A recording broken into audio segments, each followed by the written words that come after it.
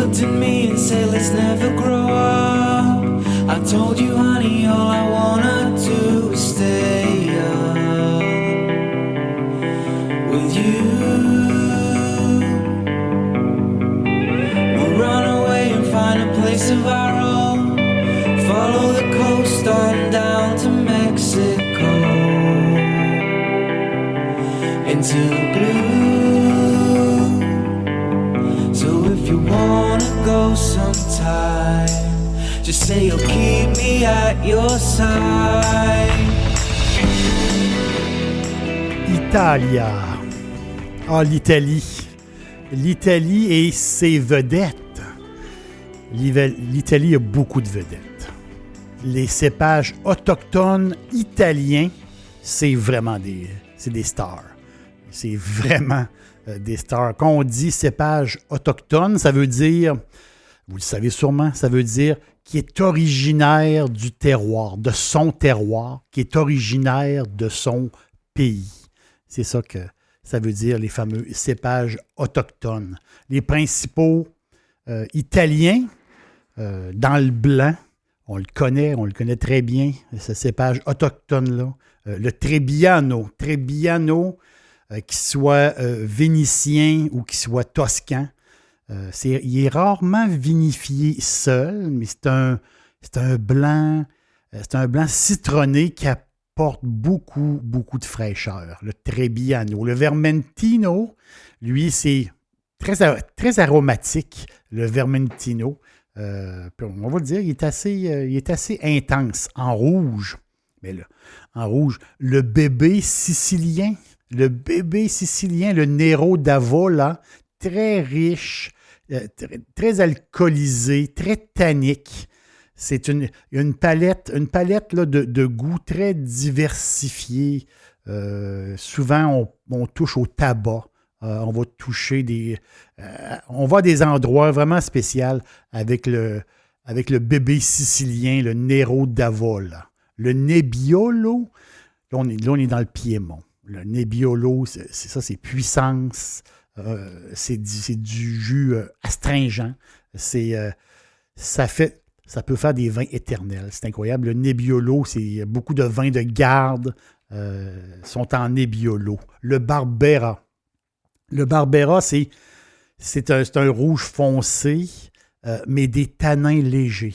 Il est super le Barbera. Et le Sangiovese, le Toscan. C'est comme ça qu'il faut l'appeler. Le Sangiovese, c'est le Toscan. C'est le premier cépage le plus planté d'Italie aussi. Allez, on va faire un tour, on s'en va là-bas.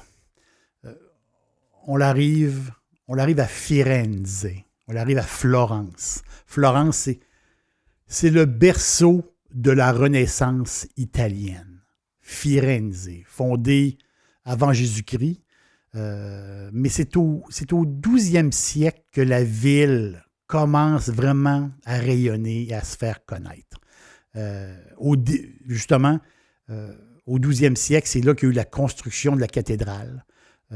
Firenze, c'était un centre financier à l'époque. Et aussi, c'est Florence, c'est le berceau de la langue italienne. On l'appelle Florence la classique, beaucoup l'appellent Florence la belle. Firenze, c'est la capitale, c'est la capitale de la Toscane. Là, ici, on est au centre-ouest de l'Italie. C'est un mélange de collines, de plaines. C'est un coin tout à fait extraordinaire. On est au nord de Rome. Là. On est vraiment centre-ouest. C'est des images de cartes postales. C'est le paradis du vin. Ceux qui sont allés en Toscane, impossible de l'oublier. C'est impossible. C'est vraiment des images de cartes postales. C'est un paradis du vin. La Toscane, c'est du rouge. C'est plus de 90% de l'encépement. 41 appellations et le cépage dominant. Je viens de vous le dire, le cépage dominant, c'est C'est le sang de Jupiter, c'est le Sanguis Jovis, c'est le Sangiovese. Sangiovese, c'est les Chianti, les classicos, les Chianti qui contiennent au moins 80% de Sangiovese.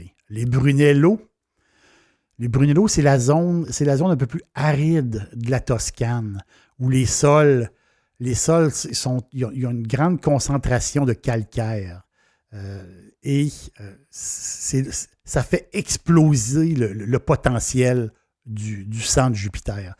Les Brunello, là, c'est les fans, des fans qui sont des fans finis de Brunello. C'est vraiment, là, il y a un côté magique au Brunello. C'est tout à fait extraordinaire. Mais qui dit Toscane, dit Rufino. Rufino. Rufino, c'est une maison, c'est le plus grand vignoble de la Toscane. La mythique maison Rufino. Et la famille, jusqu'en 1905, c'est eux qui ont mis le Chianti sur les tables européennes. Jusqu'en 1905. Qui disait Chianti, disait c'était Rufino.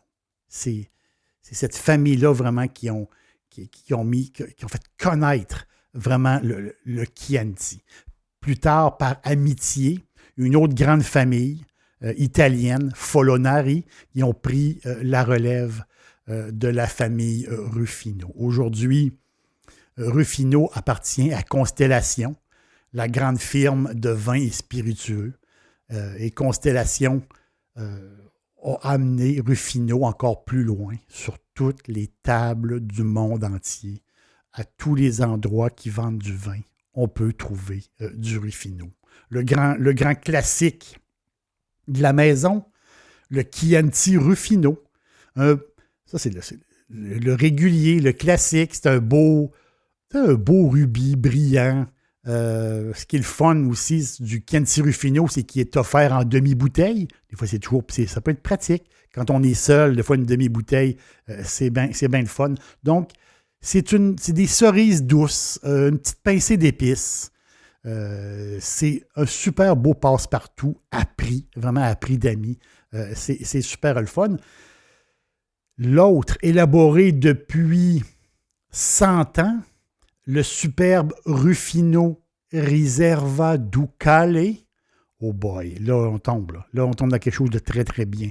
Rufino, à prix encore très intéressant.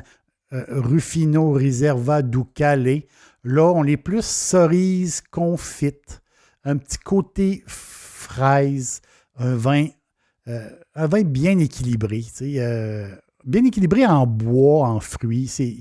Il est excellent, le Riserva Ducale. Et oui, il y a du corps. Vraiment, il est plaisant. Et il y a la version, on va dire c'est un must, il y a la version Riserva Ducale Oro, donc la version or. Là, on est beaucoup plus dans le boisé, beaucoup plus boisé. C'est un des top 20 chez Rufino. Un super vin aussi. On est en Italie. On a le goût d'une pizza. C'est parfait pour la pizza. C'est numéro 1. La Tenuta Sant'Edame. Tenuta qui veut dire domaine. Le domaine Sant'Edame. Chianti Classico. Sant'Edame, paraît-il que cet endroit-là, ils font le vin, mais ils font une huile d'olive. Il paraît tout à fait fantastique. Donc, Sant'Edame Chianti Classico. Là, on a un nez assez puissant, même très puissant, mais en bouche, c'est la cerise, le poivre, une petite affaire de café peut-être et des tanins souples, des beaux tanins. Donc, c'est un beau vin. Le Sant'Edame, c'est un beau vin mi-corsé. On va le dire comme ça. On rajoute du fromage sur la pizza. Ça prend beaucoup de fromage sur la pizza. C'est c'est très beau. Puis ce coin-là aussi, la Tenuta Sante Dame, imaginez-vous, vous avez une colline. En haut de cette colline-là, il y a une petite chapelle qui est là et il y a une forêt de cyprès. C'est un coin. On passerait notre vie là. C'est vraiment un beau spot, Sante Dame. L'autre Rufino intéressant, le Modus, lui, j'y ai pas goûté encore, mais c'est dans... Ça s'en vient. Donc, c'est un assemblage de Sangiovese, de Merlot et de Cabernet Sauvignon. Il est sur le marché depuis la fin des années 90. Donc, c'est un peu comme il fait partie un peu comme dans les nouveautés, si je peux dire, de Rufino.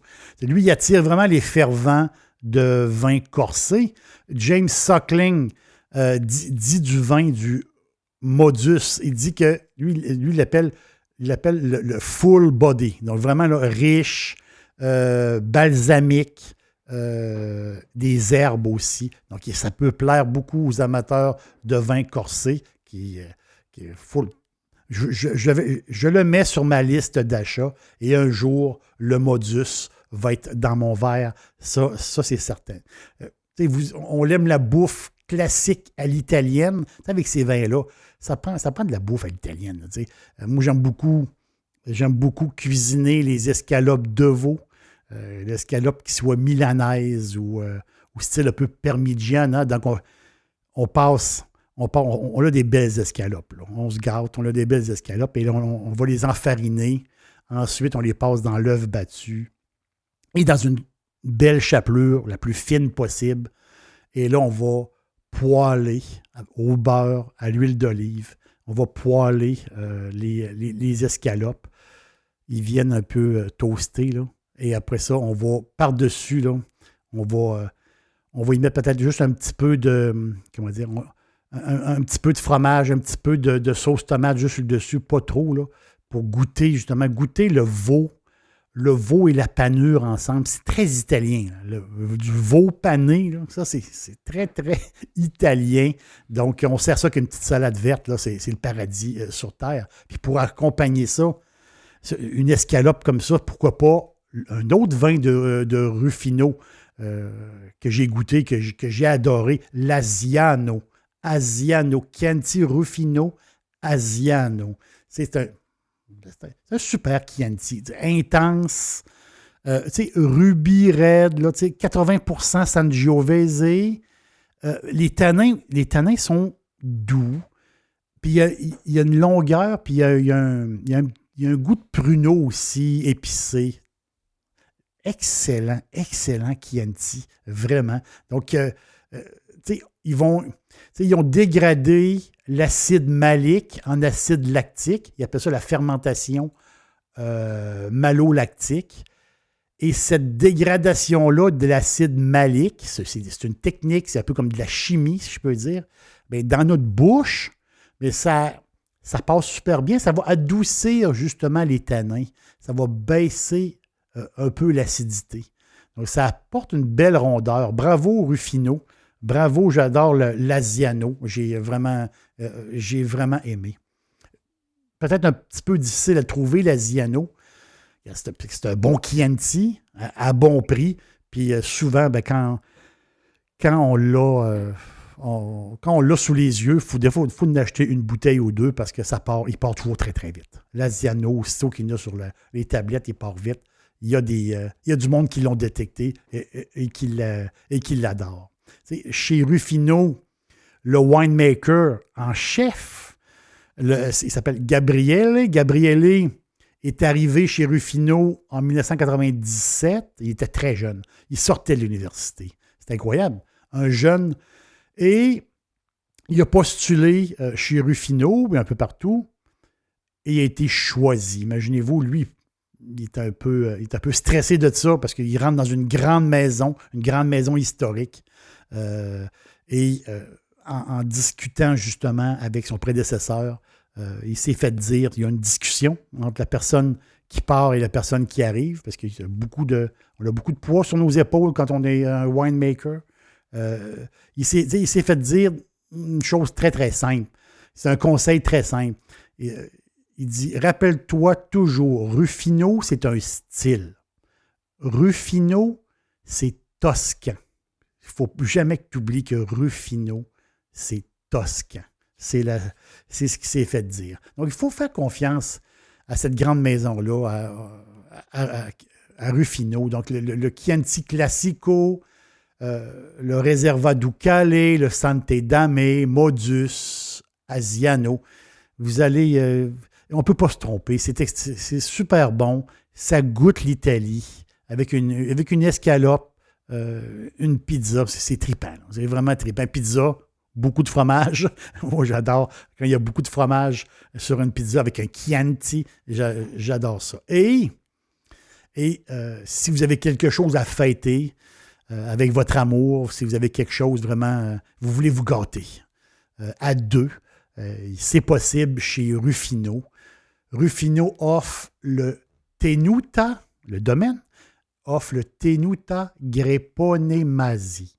Grepone Masi, ça c'est un 100% sang de Jupiter. Un 100%, c'est un Brunello incroyable. Vous allez vraiment dire, ça se peut pas. C'est 100% à Morée. Donc, Ruffino. Il faut avoir confiance à la maison Ruffino. Stay young,